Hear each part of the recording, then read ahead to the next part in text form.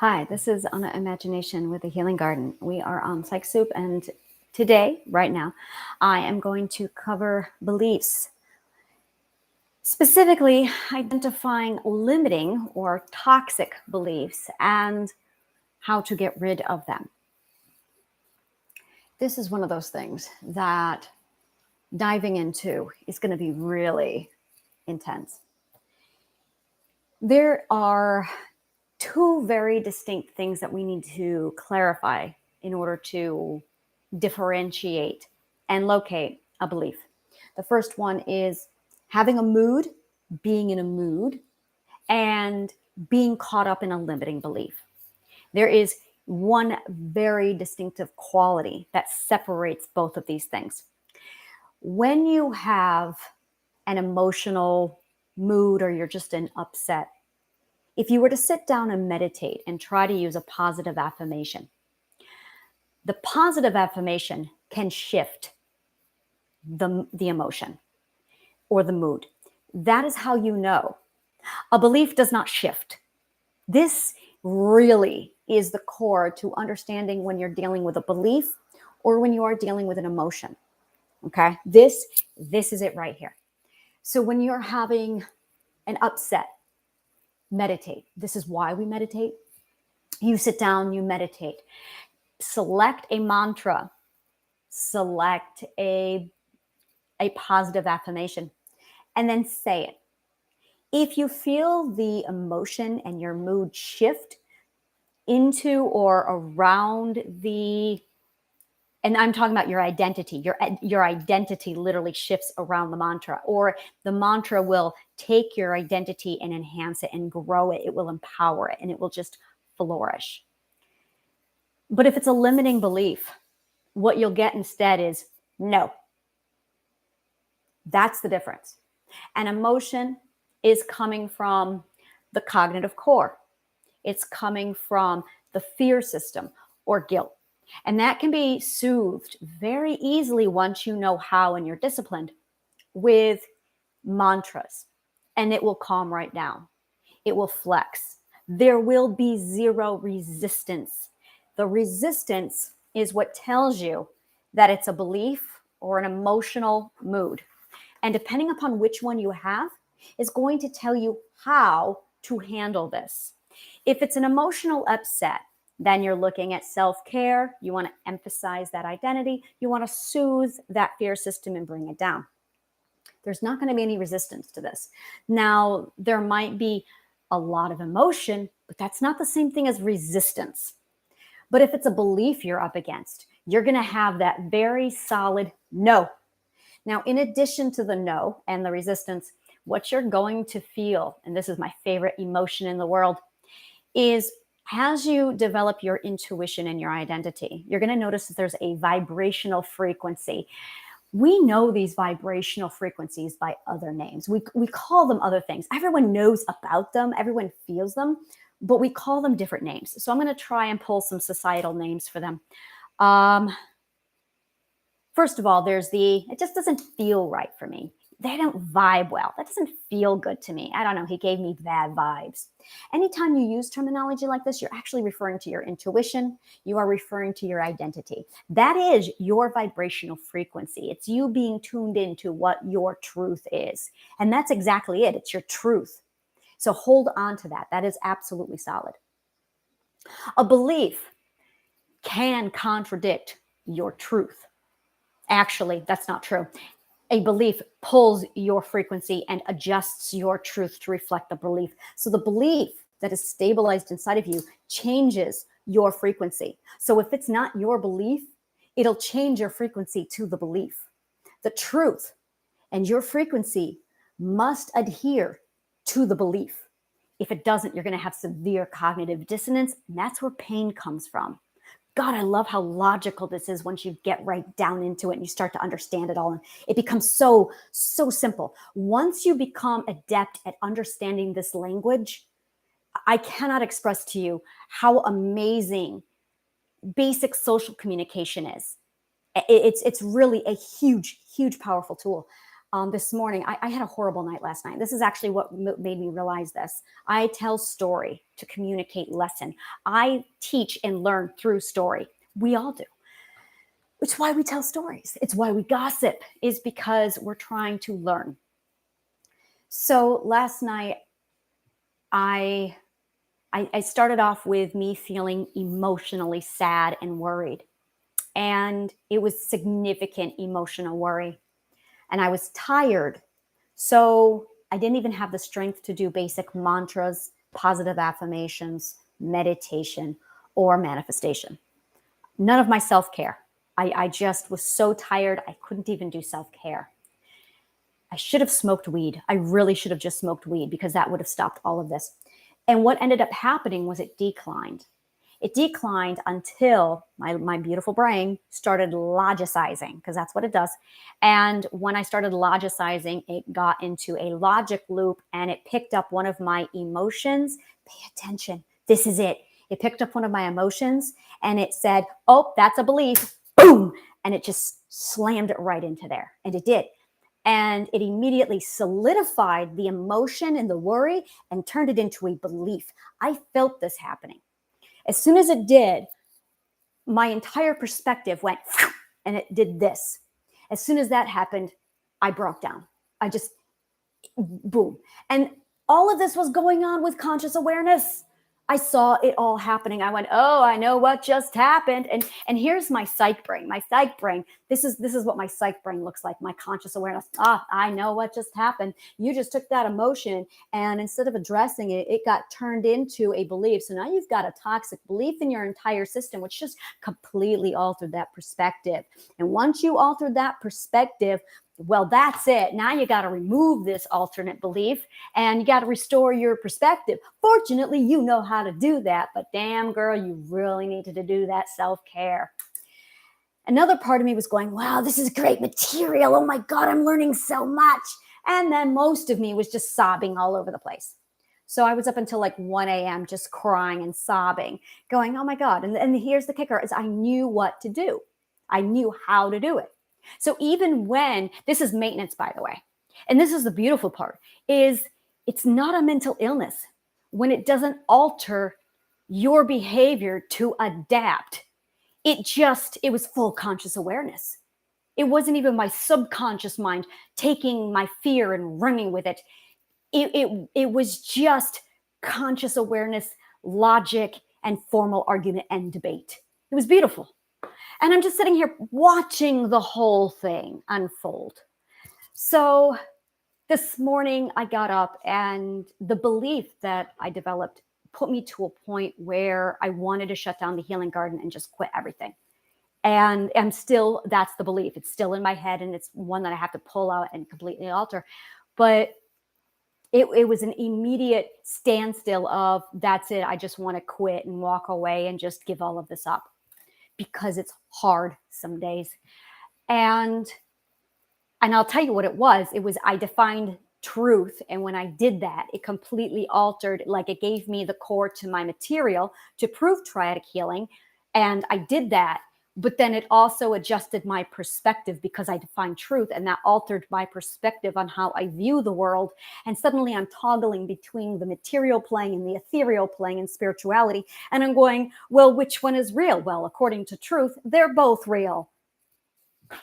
And that really threw out a massive problem for me, because in 1995, I began a pursuit for truth, as if it was this defined thing in reality for me to pursue. Yesterday, that stopped. There is no defined reality for me to pursue anymore, because I can make whatever reality I want. We all can. So my daughter flew right out with, well, why don't you just create whatever reality you can? Yeah, she's very logical. That is exactly, that's the answer. But I had lost, now we're looking at the grief stages. I had lost this massive 30-year-long mission that I've been pursuing. And it suddenly came to a massive standstill. Now what do I do with myself? Now what's my mission? I don't have this pursuit of truth or reality anymore, because I figured it out, because I defined truth. So When I defined truth, it completely entered into my cognitive core. It altered the way I think. It started off as an emotion, and that emotion shifted, and then I don't know who, I don't know how or when. This is going to be my next thing, is identifying why it went from being an emotion into a belief. Why? And it's funny because in the movie Inside Out, this would be defined as a core memory. A core memory is actually a belief. It's really amazing. I love watching the movie Inside Out. Like, I could do a whole thing breaking down Inside Out because they've got a lot right and they've got a lot wrong. And it's not that the core, and that's just it, is core memories are your beliefs. And yeah, it's just beautiful. It's beautiful stuff. There's a lot of little memories that produces the emotions, and that's the processing of cognitive core. That's something else. But then you get a core memory, and that core memory is your belief. You can alter that by belief and get a completely different personality. And then I love watching the end. There's this moment where the whole panel goes gray. That's dissociation. That is pure dissociation. And it's because she denies and suppresses her emotions, sadness, through the whole thing.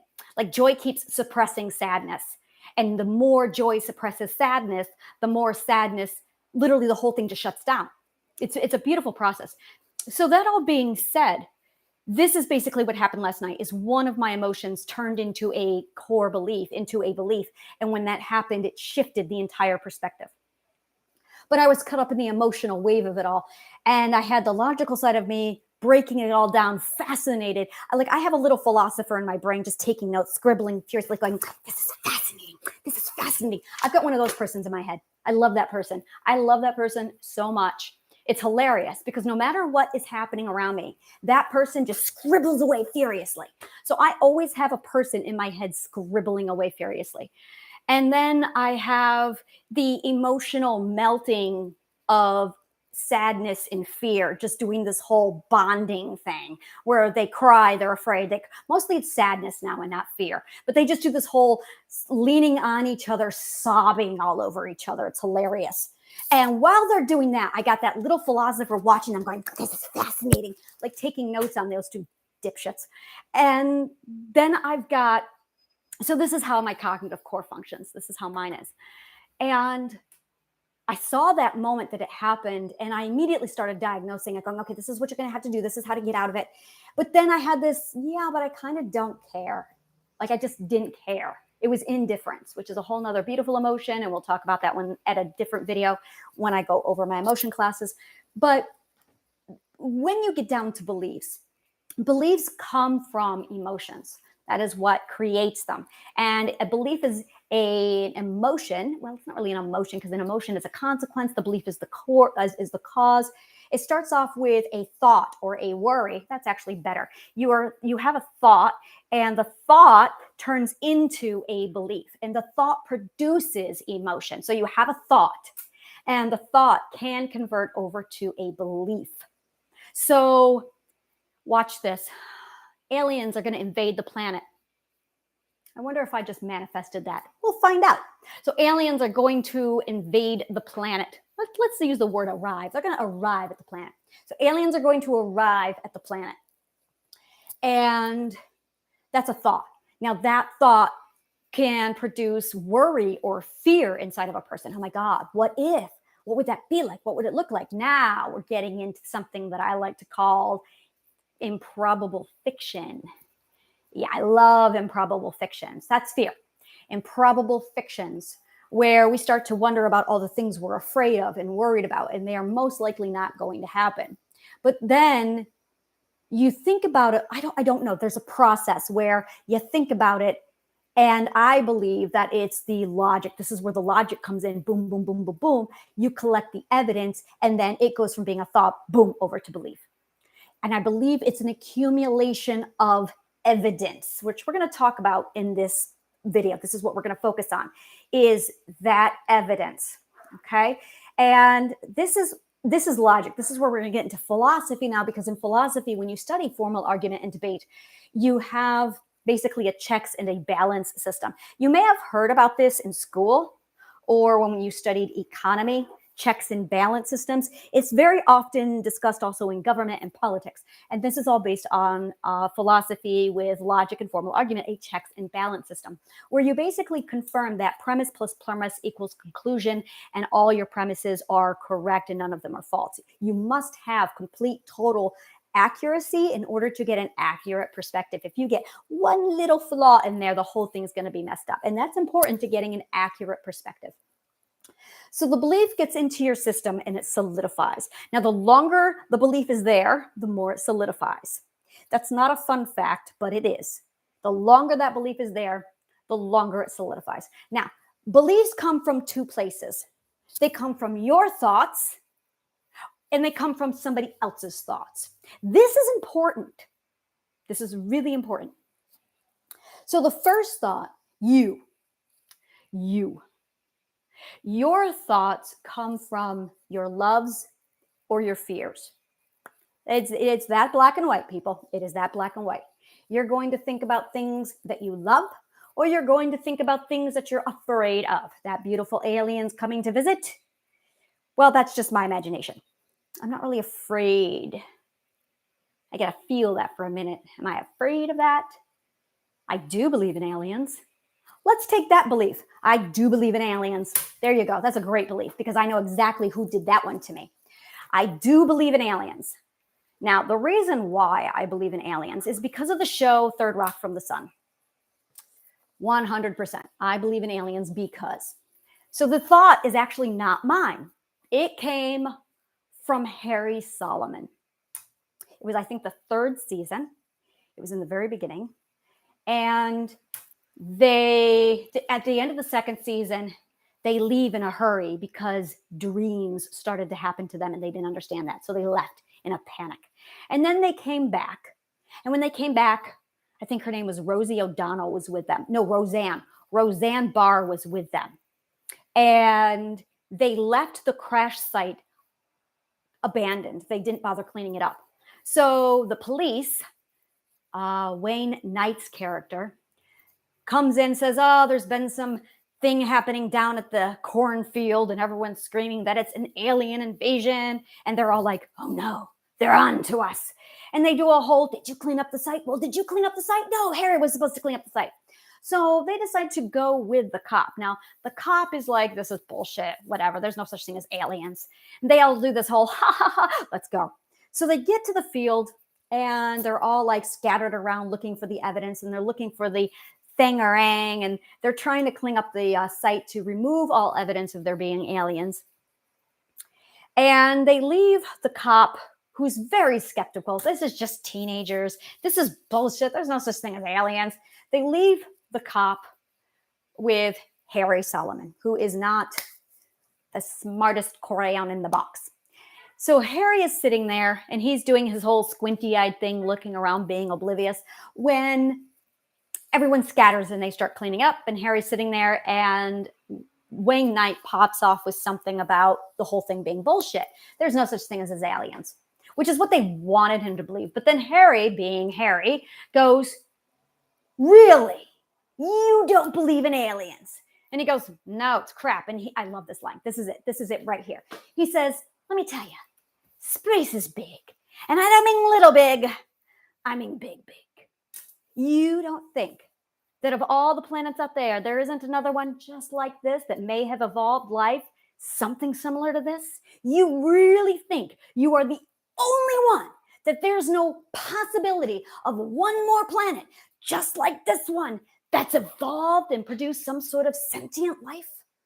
And the more Don, the cop, thinks about it, and me, the more it's like, that's actually it's very, very likely that there are aliens. It's in fact highly improbable that there's not. Mathematically, there's got to be, because statistics. And that's it. That was it. It was just the mathematical statistics. It's not possible. There has to be life out there because space is big, and not just little big, big, big. You really think you're the only one who's ever evolved. So it was this massive, oh. And from that moment on, I believed, like hardcore, I believe in aliens. and absolutely solid core. I believe in aliens. I absolutely believe in them now. And the thought came from science fiction. The thought came from television. I think without science fiction and H.G. Wells, I never would have thought about it. I think I would have been one of those persons. I don't know. But with science fiction now in our faces all over the place, it comes up in our lives. It comes up in our media. It comes up all over the place. We are not alone, or are we? That question. So the thought is an external one that comes from our media. It comes from our society. Now, turning that into a belief is another story. So for me, it was that moment when I listened to Harry's argument. And statistically, I could not deny he presented way too much of a solid argument. What are the odds that this did not happen? Space is huge. I'm one of those persons that goes to the planetarium. I am one of those persons that goes to the space museums, and it gives you those whole 20-minute or 40-minute lectures about how big space is. That's me. I'm one of those persons. So I take in the vastness of all the galaxies and all the universes. There's aliens out there. So for me, it was mathematics and statistics that turned this thought into a belief. Now I have a solid belief into my cognitive core. Aliens exist. And whenever we get into an argument or a debate, we're actually entering formal argument to challenge the beliefs of other people. Now, a skilled logicist, a skilled philosopher, a skilled arguer will know all the tools required to do this effectively and properly. And the only ones who are trained to do this today are attorneys. Cut, dry, there is no argument. They are literally the only ones who are trained in this field. Formal argument and debate is the one thing that they pulled from philosophy and they hand it to our law department and attorneys. They require it in order to present a proper, full, formal argument. To do formal argument, one, you must be completely devoid of emotion. There should be no emotion when you do formal argument. In fact, if you are using emotion, now we're talking about trauma. That is a red flag that you have an issue. If you are scrolling on Facebook and you see something that pisses you off, that's a red flag that you have a trauma. You should probably look at that. If you ever get emotional when you are reading Facebook posts, guess what? You have trauma. If it's emotional, it's trauma. If it's not emotional, it's a belief. You see the difference? See the difference? Now, if it is a trauma-based belief, it's going to be emotional. I'm going to say that one again. If it is a emotion, or if it's a trauma-based belief, it's emotional. If it's trauma, it's emotional. If there's no emotional, that's all you. That is 100% you. That is you coming from love. Because remember, thoughts come from love or they come from fear. If they come from fear, they're coming from trauma. Should I slow down? I speak really fast. I know I do. So I'm going to try this again.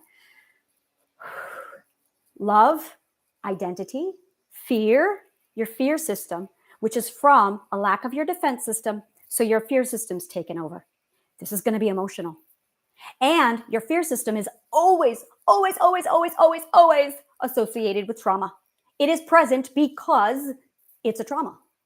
It is present because your defense system is off. Your defense system is off because you had trauma. Your fear system turned on because there was trauma. Your fear system is linked to trauma. There is no argument here. Your trauma is emotional. Everyone's trauma is emotional. So if you have a belief that is fear-based, anger, passion, 100% trauma. Love is not emotional. God, I love saying that. Love is not emotional.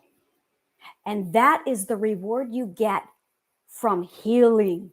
You heal. You enter the knowing, the belonging, and the authority. And the first thing you learn is that love is not emotional. Love, true love, has no emotion at all to it. Love with emotion is fear. Fear uses one particular emotion in disguise as love. We're not going to get into this now because that enters into that. Now we're crossing over into love, relationships, and romance. We're not going to get into that. But love comes from identity. What you're going to feel is confident. With love, you're going to feel peace. That's what love feels like. Love is calm. The Bible actually spells this all out, and it does so very beautifully. Love is gentle. Love is kind. Love is patient. There is no emotion in love because emotion comes from the cognitive core. Once you understand what emotion is, there's feelings and there's emotions. Big difference. Feelings are the feeling of confidence. But emotion, actually, let's just go right to the core. Let's see what the dictionary has to say. All right, let me see here. Feelings. And the thing is, I go by psychology. Okay, a belief, especially a vague or irrational one. Ooh, we're already doing bad here. It is always rational. That is a gaslight. An emotional state or reaction, a feeling of joy. A feeling of joy is an emotion, and that comes from the cognitive core that is in place of anger. It's the opposite of when you go through the stages of loss, you can go through the stages of gain. Oh, I love that. The stages of gain, the stages of abundance.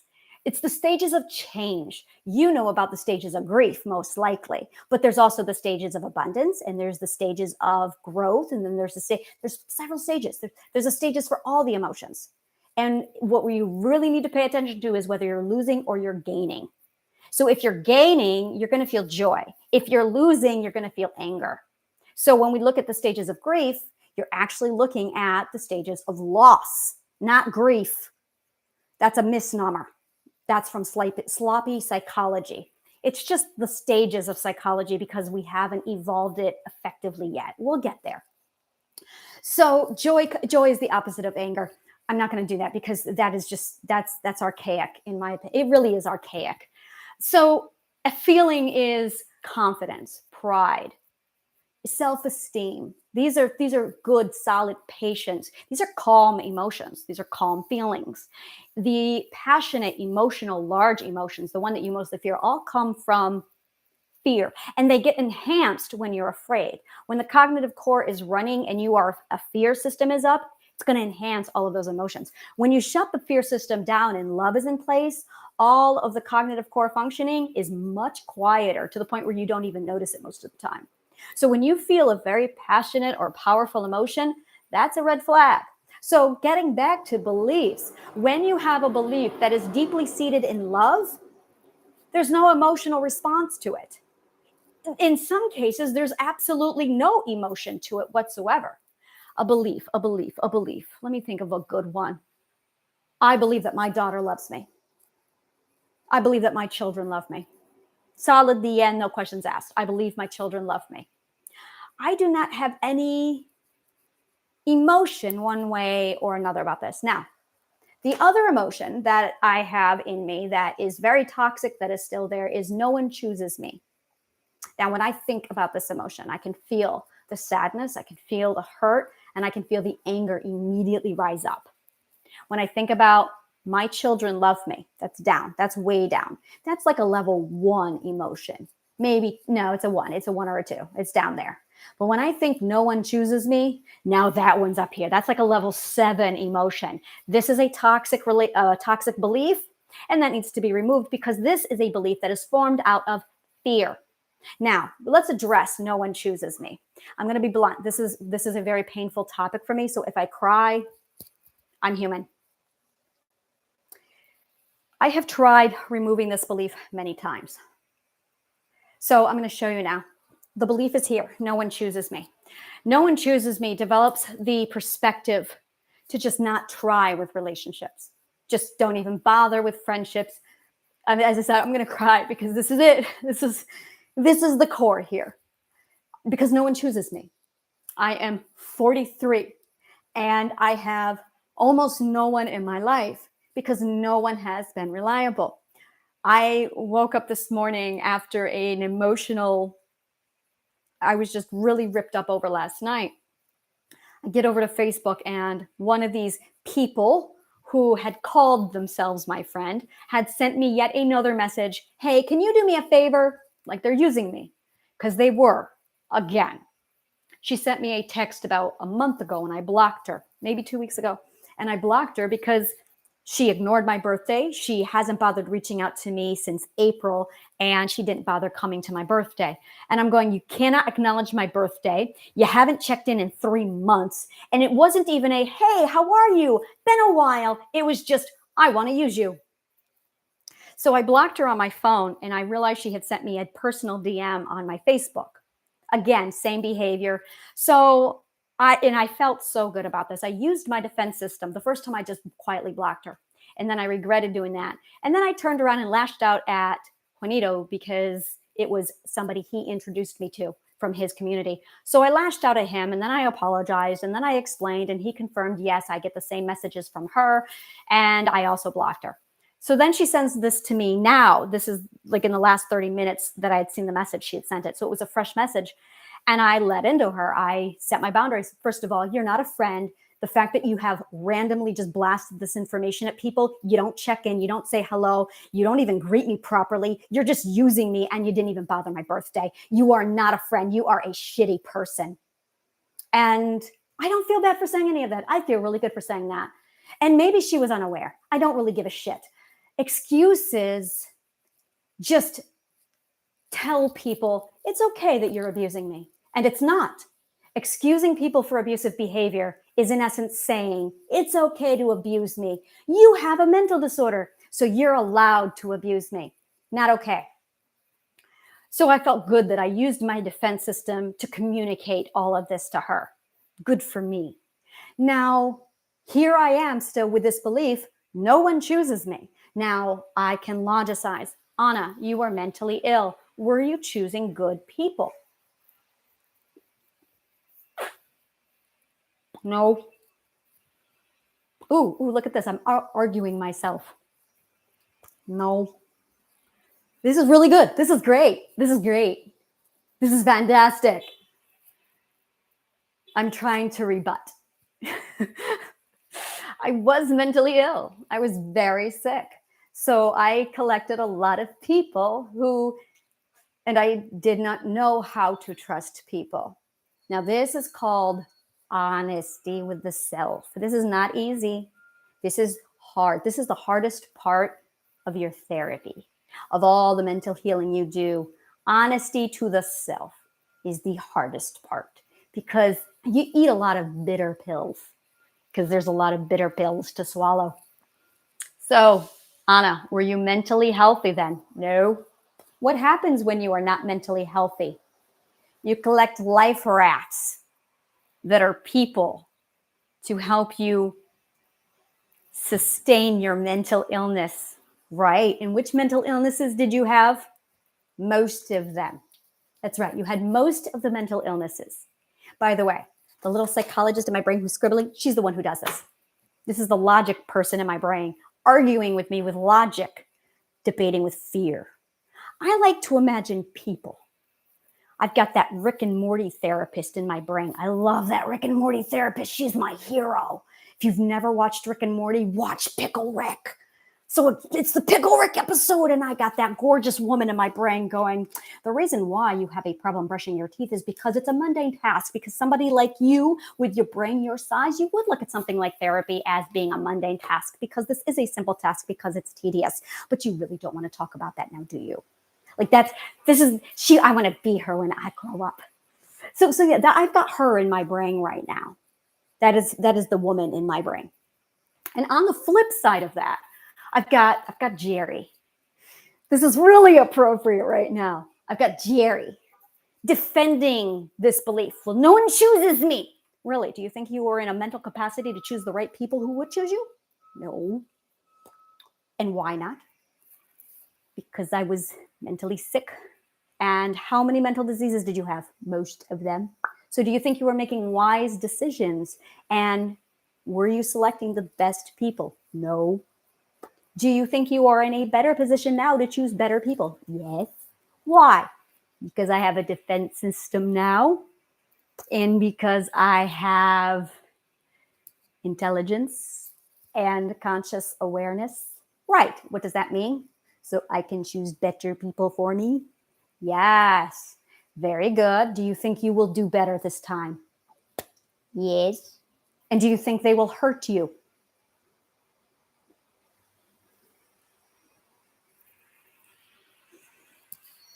Yes. They will. Now that's the fear talking, 100%. And that gorgeous psychologist in my brain is going, if you're using your boundaries, do you think that they will hurt you?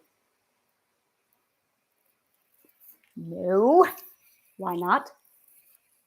This is internal dialogue. Because the boundaries will keep me safe. And how are you going to use your boundaries this time that's different from last time? Well, last time I didn't even have them. Last time I trusted everybody I met. All the time. Yes, and what else did you trust with people? Everything. Like I went from, hi, my name is Anna, boom, I trust you with my life. Let's be honest, a lot of people do that. If you don't have boundaries, that's what you're doing. You're going from, hi, I'm Anna. You just took on a life commitment. I was that person. Thank you. Compliments of borderline personality disorder. I don't have that anymore. Now I have boundaries. And I have a trust circle. How do people get in your trust circle? I put them there. And how do you put them there? They have to go through a filter. Yes. And what are the filters that they have to pass? A lot. Okay. Elaborate. So before, there was no trust circle. You just had to know me. Now I have three great walls of China between me and people. That's a trauma response. That's a trauma response. So the reason why you have no friends right now is because I have three great walls of China that they have to climb over to even shake my hand. Would you call that accessible to most people? No. Because I have my defense system up too high. Why is your defense system up too high? Because I don't trust people. And why don't I trust people? Because they hurt me. Okay, we need to bring this down. See, now my defense system, this is black and white, by the way. This is black and white thinking. This is no boundaries. So I went all the way to all the boundaries. This is no. See, this is what happens when you've never used boundaries. By the way, this is after you've healed. This is post-healing. This is the kind of shit you get to deal with and master after you've healed. I've got the knowing and the belonging and the authority and my boundaries because I love my boundaries. But now I got to bring those boundaries down and find that gorgeous balance so I can start developing real relationships. I don't want to, says Jerry. Do you want to be alone for the rest of your life? Yes. Why? Because alone is safe. Jerry, does no one choose you? Or are you deliberately not giving people a chance to choose you? Oh, that's a really good question.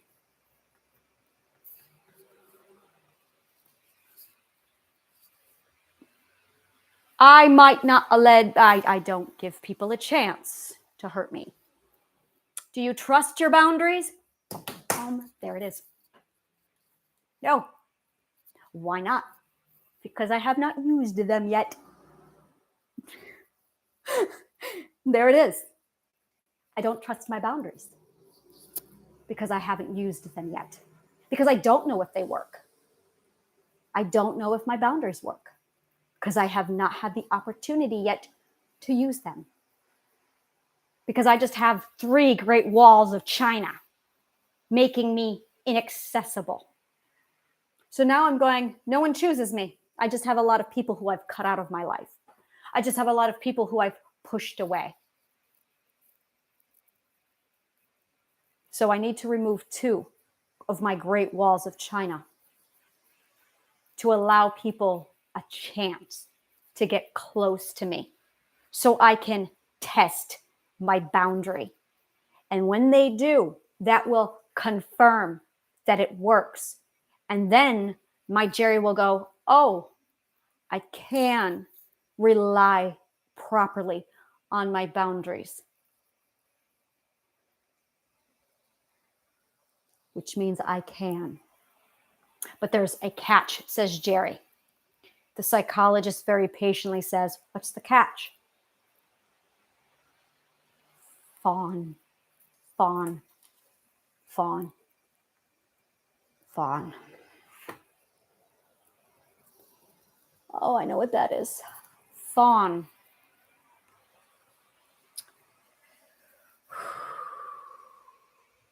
Fawn. We all have heard about fight or flight. This is bullshit. It is not fight or flight. It is fight, flight, fawn, or flop. Most of us fawn and flop. Let's talk about that. Fight is the aggressive. That is usually the narcissist. The narcissist loves, those are the people who are caught in the anger stage of their stages of change, and then they get stuck in it and they're just always angry. Those are your fighters. Narcissists are your fighters. So if you're an empath, that leaves you with fleeing, but fleeing requires your legs to work, right? Yeah, I guarantee you, most of us do not flee, but we don't fight either. Instead, we smile, we laugh, we go along with it. Yeah, he's touching me right now in a place that's making me uncomfortable, but I'm just going to pretend I like it. That's what I do. I'm a fawner. Flop is usually what children do. Flopping is your complete shutdown. You literally act like you're dead. My mom is a flopper. It is a symptom of children who were abused. I am a fawner. That is one trauma I never had to deal with, thank fucking God, is early childhood sexual abuse. So I never developed flopping. I developed fawning, which is smiling and laughing even though I'm being raped. I have not figured out how to overcome this. I don't know how. I am still racking my subconscious mind, pulling it apart. I hate it. I know it's linked to the defense system, and I do not know how.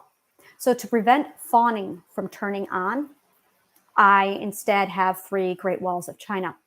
So I don't let people in, especially men, because I don't trust that I won't fawn. Fawning is a nightmare. Flopping is a nightmare. I wish I could flee. My fucking God, I wish I could flee. Then I wouldn't be hurt. Fleeing would be fucking fantastic. So now I understand that no one chooses me is actually invalid. I do not have that belief anymore. Now I'm dealing with the real problem. I am afraid that I am going to fawn if I allow people to come close. So to protect myself, I overuse boundaries by just not letting people come close. I am literally using social distancing to protect my boundaries from being tested, which actually lowers my confidence and self-esteem and increases my fear, my Jerry, because I don't want to be tested to see if I still fawn. Fawning is the inability to speak up and say, this is making me uncomfortable. Your ability to say, I'm not comfortable with this. Why? Because I believe that if you say it, they'll rape you anyway, because they did.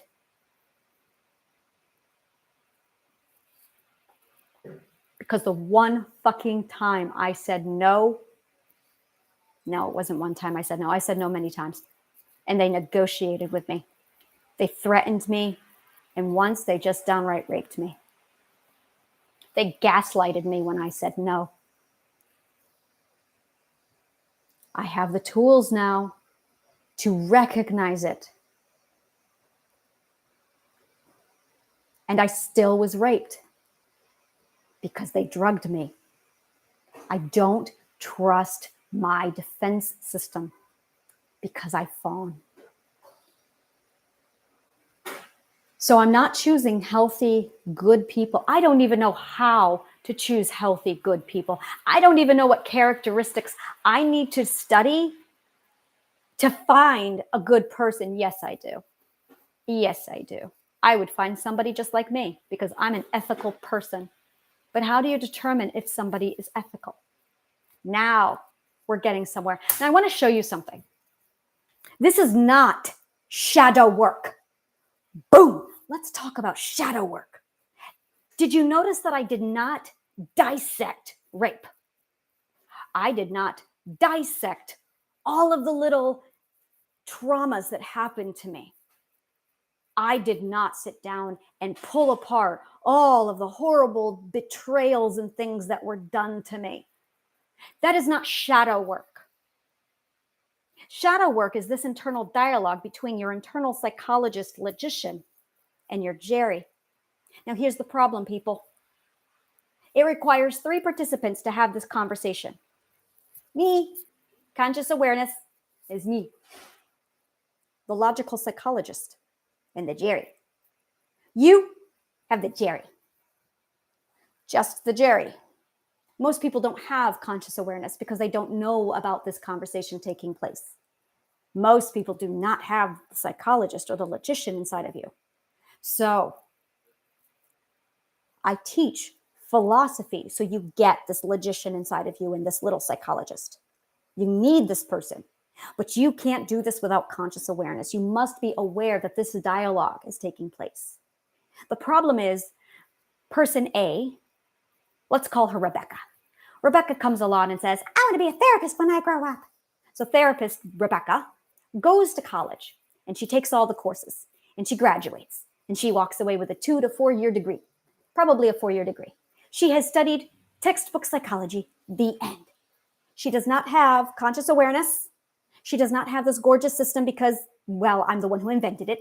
And she does not have a logician inside of her head because she did not study philosophy. So she has a fear system and a bunch of books. Now, this person is supposed to sit down with you and teach you and have this dialogue with you to walk you through your limiting beliefs to alter your perspective. See the problem? But you just have your fear system going, and she just has her fear system sitting there uptight like this, going, I've studied the books, I've studied the books, I've studied the books. Neither one of you has a little logician inside of you because that takes philosophy, and neither one of you has conscious awareness. Now, the blind is leading the blind. As the therapist, Rebecca, with her 4 years of studying psychology from a book, tries to talk to your Jerry. And this is what happens. Oh my God, look at all the things my mother and father did to me when I was 5. How did that make you feel? This is called emotional flooding and trauma dumping. It re-traumatizes you. You don't know it, but it also traumatizes Rebecca. Rebecca, one of my dear friends, she has a doctorate in psychology, and she works in a school in New York City. And as her friend, I watched her have a full PTSD episode on me once, and she broke down hysterical and sobbing over all of the stuff that all of her patients, children, confided in her. From shadow work. Shadow work is toxic, not just to you, but to your therapist. But your therapist doesn't know better. They're just going by what the government dictates and by the textbooks, which are garbage, which are inadequate, because it is a primitive. We're only 150 years. Thanks, Freud.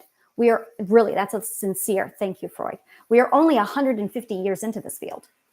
And all we're doing is copying down more and more information from the dude prior to us. Now, in the 1950s, there was a breakthrough. And then in the 1980s, there was a breakthrough. And then in the year 2000, there was a breakthrough. It was amazing because I got to see it. My God, it was amazing. I was there in 1988 watching the breakthroughs. I was 8 years old in therapy, like watching it take place.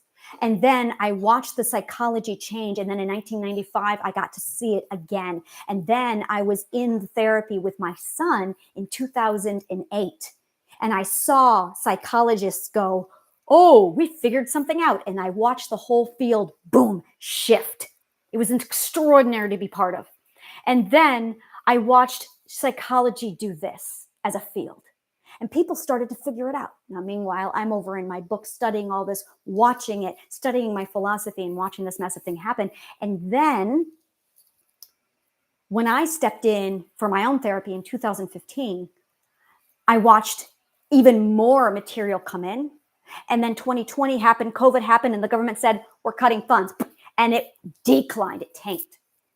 And then I watched all of my psych friends go, oh my God, my workload just doubled because they fired half the staff and they dumped all of the work onto me. And then I watched them crumble. And then I got phone calls from my therapist going, yeah, the government just cut funding and we're going to have to downsize. So you only get one session a month now. And as a therapist, as my own work, as my own philosophy, I was able to go, how are you doing? That was common. Every time I talked to my therapist, I therapied them a lot. I was doing the whole, oh, but that was fun. That was fun. I had a lot of fun. I would get into therapy and I would read their body language and go, how are you doing? Do you need to talk? And there was one session where I sat down with my therapist. Oh, there was another therapist. I loved her to pieces. She was 23 or 24. And every time she gave me advice on my children, she would back it up with, not that I have children or anything. And I stopped her. I said, do we need to talk? I noticed every time you give me parental advice, you say that to me. And she goes, I have a sister, and I kind of told my sister that she was parenting her children wrong, and her parents, and she yelled at me that I didn't even have kids. I said, I'm going to be honest with you. I said, you know your shit. I said, I'm a mother, 3 children. I said, you have textbooks and behavior. Like you have the study of human behavior. I said, don't let that bother you. She's got her own issues. She had her own boundaries that she needed to work out. Don't question your knowledge. You know what you're talking about. So therapy doesn't work for me because I just end up practicing on them. But I got to see the adjustments and the change. So it's not that Rebecca, bless her, it's not that Rebecca can go in and just, throw out this psychologist and just start logicizing with your belief system. It's that they just don't know because we're only 150 years into this. And it's a new field still. We're still figuring it out. And philosophy is a missing chunk of this that people don't have. So trust your therapist, absolutely, but do understand that they are agents of the government. Understand that.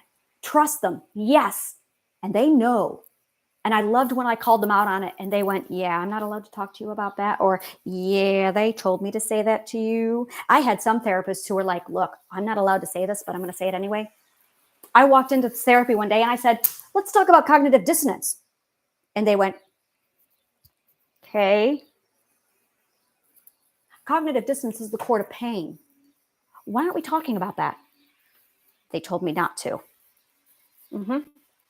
And then 50% of therapists leave the field because it's unethical. So trust your therapist, but understand their limitations and understand that they are agents of the government. So shadow work doesn't work. It's traumatizing. Don't do it.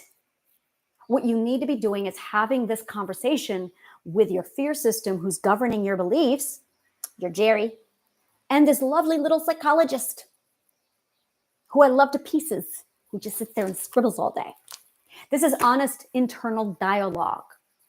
And it takes practice to learn. It takes philosophical skills to study. And it takes a lot of internalizing the emotions. So you know which emotions. Now, the questions that I knew to ask my Jerry were 100% pulled from my feelings, because I knew which feelings I was feeling. So I knew which questions to ask. Literally, my subconscious mind was giving me, this is the beauty of the subconscious mind. The subconscious mind was giving me the right emotions to guide me, to tell me, this is the question you need to ask Jerry. This is the question. So the subconscious mind was working with me to outlogicize Jerry.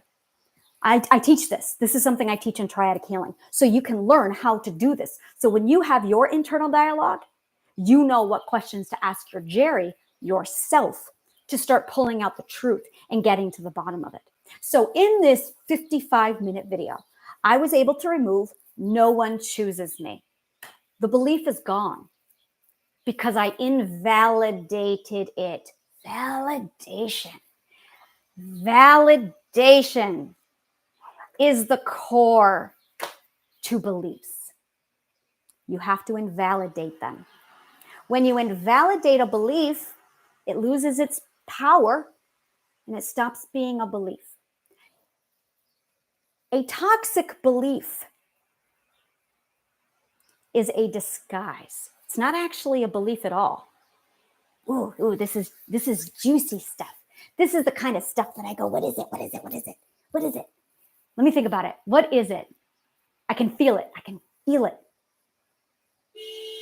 A toxic belief is not a belief at all. It is a distraction. What is it doing? No one chooses me was protecting me from looking at the actual problem, which is I don't trust my defense system. It was a diversion. Oh, that's so pretty. There's my answer. A toxic belief is a diversion.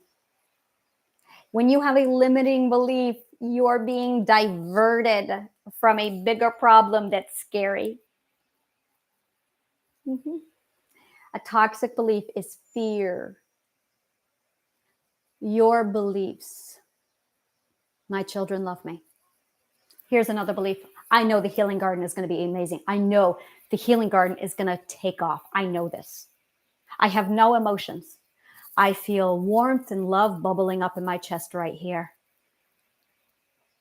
I know, I believe, I know the healing garden is going to grow into something beautiful. That's a belief. That is my belief. And it just fills me with warmth. But no one chooses me. That is a limiting belief. That is a diversion. That's not a belief at all. It is a diversion that Jerry uses as a belief to alter my perspective, to alter my behavior, to keep me safe. I am unlovable. That is another one. I have a few. So I'm going to call this part 1 because I'm going to have to come back to this for like the next stage and pull this apart even more. But this covers a lot. We're at an hour. I'm going to go ahead and shut this down. I think I'm going to put this over. I'm going to put this over to shifting perspectives. And I'm definitely going to turn this over to shifting perspectives. I started it off as psych soup and I don't feel comfortable. No. Find the right words, Anna. Find the right words. Come on. It does not align with my truth to call this psych soup. It does not feel good to me because it is actually contradicting my frequency. So to align to my truth, to align to my vibrational frequency, I have to put this in shifting perspectives because that feels right to me. And when I do that, I can feel my whole system aligning. It reinforces, I don't know what it reinforces, but I'm trusting my intuition here and it feels good. And I'm going to keep it under shifting perspectives. So I'm going to change this around to a little video edit. Assignment. I love giving assignments. Your assignment, dun, dun, dun, list your beliefs. Whenever you feel an emotion, whenever you feel upset, meditate. Give it a positive affirmation and see if it moves. If it moves, you have an emotional, grouchy, horrible day, or you just need to like positive affirmation that and turn up your self-love. If you cannot move it, if there is a solid no and there's resistance, now that is either a diversion. It's a diversion. That is an invasive false premise. That's what I call it in my article. Invasive false premise. Okay, I'm not even going to call it a belief at this point because it's a diversion. It is an invasive, an IFP. Oh, I love that, an IFP. An IFP. You know, there's a book I read, a series by Karen Marie Moning, where it's all urban fantasy. And oh my God, I love it. It takes place in Ireland and the walls come down and the spiritual realm of the Fae oozes into the material realm with humans. And there are these invasive fairy portals. True story. Invasive fairy portals. And they call them IFPs through the whole books, the whole 5. I think it's a 7-book series now, and I've read all of the books. It is called the Fae Fever Stories by Karen Marie Moning. It's Moning. And they had these IFPs. So when I just said that invasive false premise, I remembered the IFPs from my fever stories. So definitely meditate when you have that emotion. Sit down, immediately meditate. Give yourself some positive affirmations. If it's mood or emotion based, if it is insecurity, if it's emotional, then it will shift. And you just need to do some self-love, nourish that self-love and soothe your Jerry. It's okay, Jerry, everything's going to be all right. But if there's resistance, that's because you have a false belief. And that means that you have an invasive false premise, an IFP, and it's a diversion from the real problem. Do not do shadow work. Do not do shadow work. Instead, have that internal dialogue between your conscious awareness. The conscious awareness is going to be the referee, the manager. You are the person. The conscious awareness is the one who says, okay, this is resisting, which means it's an IFP and it's an invasive false premise, which means we need to have a conversation with Jerry. Let's bring in the psychologist. And the psychologist comes in, and then you bring in the Jerry. Actually, we're going to call it a philosopher because it's a philosopher who does this. And the philosopher needs to have a formal argument and debate with the Jerry. And you're going to start asking, it's called Socratic method. By the way, Socratic method. It is a concept that was developed by Socrates. Now, Socrates did not actually exist. We don't know. The only information we have on Socrates is written material, a lot like Christ. There's a lot of similarities between Christ and Socrates. Plato is actually the one who wrote everything. So Plato and the Platonic theory, Platonic friends, Plato's the one who wrote all of the documents, and he was a student, supposedly, of Socrates. So Socrates taught Plato, and then Plato taught Aristotle, okay? And then Aristotle taught Alexander the Great. Yeah, I love this shit. These are my people. This is my yummy realm. So you have Plato wrote a lot of books, and he wrote depicting Socrates. So everything we know about Socrates is fiction. We think, we don't know. So Socrates used something called the Socratic method. Well, he didn't use it. He created it, which is why he gets naming rights. So it's called the Socratic method. And the Socratic method is basically answer everything with a question. I don't like this pancake. Why not? That's Socratic method. Because there's too much spice in it. It tastes like clove. How does that make you feel? Numb. Because clove is a numbing agent and it tastes disgusting. What would you have preferred? This line of questioning is Socratic method. It is highly effective because it's one, non-invasive. Second, it forces the individual to think. 3, it is 100% unbiased. So you can ask all the questions you want. That other person will do all the thinking. They will get their own answers. They will be thinking about their answers, and you get to learn all the information you need about them without giving any of your opinion. Completely and totally subjective. Absolutely beautiful. So Socratic method is one of the earliest techniques and tools we learn in philosophy to teach us how to have these formal arguments and debates. Now, if you noticed, go back to the conversation that I had between the philosopher and the Jerry. The philosopher just asked a lot of questions. By the way, did you know when you go to therapy, your therapist just asks you a bunch of questions?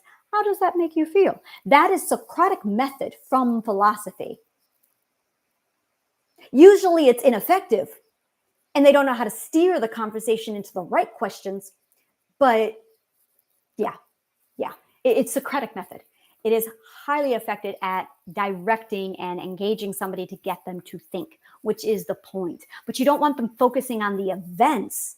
You want them focusing on what it is they're actually afraid of, what you are actually afraid of, what I'm afraid I'm going to get hurt. And we all know this, of course. That is the end. Of course, they are trying to protect themselves, but what are they afraid is going to happen? What is the improbable fiction that they have in their head? It's the improbable fiction you want to get to. Once you identify your improbable fiction, I love improbable fictions.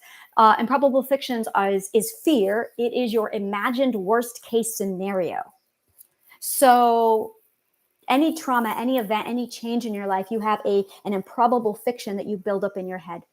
And your Jerry will immediately go to work to protect you from that improbable fiction. Now, if you can identify the improbable fiction, you'll find out that Jerry has gone black and white with his extreme thinking, and Jerry needs to be a little bit more realistic. But Jerry is afraid, so he's trying to protect you by going extreme, and Jerry needs to learn how to dial that down. And that's just learning how to get used to your defense system because you haven't been using it. Had you been using your defense system, you never would have been abused as badly to begin with. It is because our defense system was down that we got as hurt as we did. So I'm going to go ahead and wrap it up because we are at like 1 hour and 7 minutes, but this was a lot of information all packed into here. I want to re-listen to this video and then just take notes. One of these days, I'm just going to have like a note-taking day where I just listen to my own material and I like fill out a full thing down at the bottom with corresponding assignments. So this is going to be over at Shifting Perspectives now. There's that correlating assignment. Look for practice, and I'll walk you through the process. I will be listening to this video later today, and then you can go through and listen and then divvy it up yourself and figure things out. That would be fantastic. That's an assignment I really have to put on myself day after day from now on. And look for invalidating those invasive false premise. That is what you are doing, is you are locating the diversions, and then you are invalidating them through logic and reasoning. Okay. And how to do more logic and reasoning, we're going to come up with that. I'm going to go over more about how to utilize it. Now, I am not going to get into the history of philosophy. That to me is juicy, yummy information, but to most people, unfortunately, it's boring. And so I'm not going to like drone on about the history of philosophy and Kant versus Descartes, and Socrates, Plato, Calvin and Hobbes. I'm not going to be doing that. Instead, I'm going to be breaking it down for you over, these are the theories, these are the questions that need to be asked. And this is how to take this information and apply it to your own psychology to get you consciously aware and to get you thinking. So if you want to dive hardcore right into triadic healing or take the philosophy classes, they pair up beautifully with membership. So absolutely look into becoming a member. I cannot emphasize this enough. It's extraordinary because you get the power of self and you get the journey into the self, which will also partner up gorgeous with these philosophical courses that teach you how to do all of this. So you are combating triadic healing like left and right. And it's a full assault right into your subconscious mind to get you literally healed, cured, and taken care of. In addition, I just released I wrote an article, an abstract actually proving how triadic healing cures mental illness with conscious awareness, philosophy, and logic. So take a look at that article. It's available on my website. I have the link down below. look into becoming a member. Once you read that article completely changes the game, and it shifts your perspective, and it goes right away to raising your conscious awareness. So self-care regiment, that's located over on my Facebook page. It's pinned, it's right there. Philosophy classes. I just need to like an outline of if you want to do this on your own, and then what I recommend. And then for those really ambitious people like me, I've got master classes where you can jump right in, and they're going to be recorded live. My master classes are live. So as soon as you record, we're going to get right up, and I'm going to be like doing boom, boom, boom, and I'm going to be nailing those out. So we have master classes for those of you who want to get right into this and just, you are gung-ho about getting your mind from A over to B. And then we have the Power of Self. You can purchase those individual courses. They are also included with membership, where you can partner those up with Journey into the Self. So thank you again. All the links are below, and may the kindest of words always find you.